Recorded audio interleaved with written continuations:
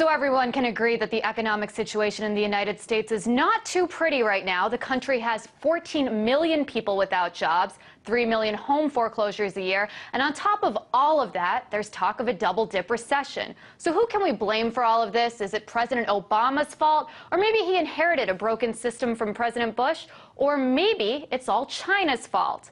Well, joining me to help discuss this blame game and why everyone seems to be pointing their fingers at a country halfway across the world for America's problems is former Reagan administration official Paul Craig Roberts. So, Paul, we hear so much in this new economy that there will be different jobs.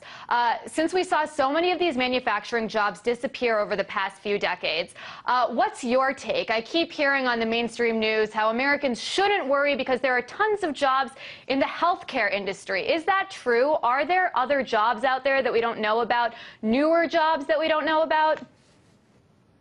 Well, you know, Priya, I've been tracking the monthly job reports from the Bureau of Labor Statistics for about a decade.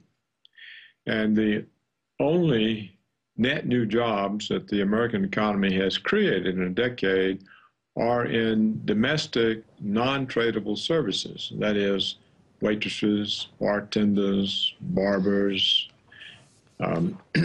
healthcare and social services, primarily ambulatory healthcare, which is people in wheelchairs in nursing homes who need attendance. Now, we were told that we were going to have a new economy based on financial services, based on innovation, research, development. We were going to come up with all the new products that the rest of the world would make. But in fact, those jobs have never appeared. There's no sign of any of those jobs. So the American economy is descending into a third world economy in which the only jobs available are domestic services, such as barbers, waitresses, and bartenders. So this is not the picture of a superpower where the only employment is right.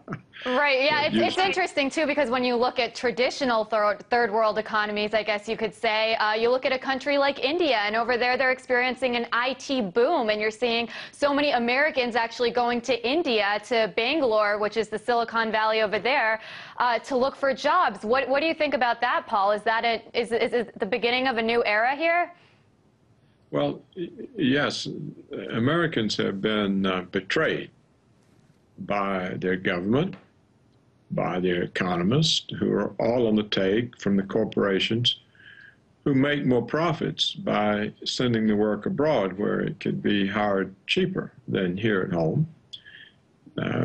And what we see happening is the demise of the U.S. economy, and that is why the extremely low interest rates, the massive government budget deficits fail to stimulate employment because the jobs aren't here anymore.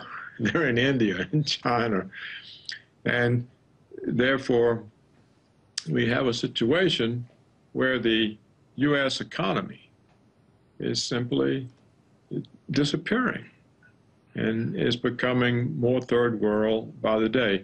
At the beginning of this century, I co-authored an article with Senator Charles Schumer from New York, the leading, one of the leading senators in the Senate, in the New York Times. It was like the first article at the beginning of the new year, and we pointed out that that this was exactly what was going to be happening.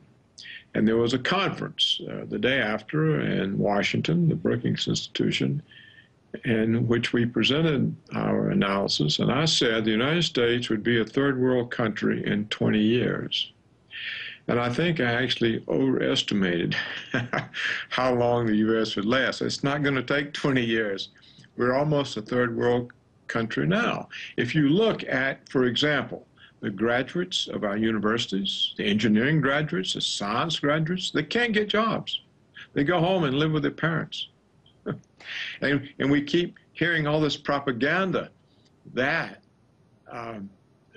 that the United States doesn't have enough education, that we're falling behind in science and technology. We've got all these PhD scientists laid off because their jobs are sent overseas. We have all these engineers who can't get jobs because the jobs are overseas. And you're completely right. They have to go to India if they want to be employed. Yeah, it's very interesting, too, because it seems like everyone's sort of playing the blame game and pointing their fingers at China for America's high unemployment rates. That was Paul Craig Roberts, former Reagan administration official.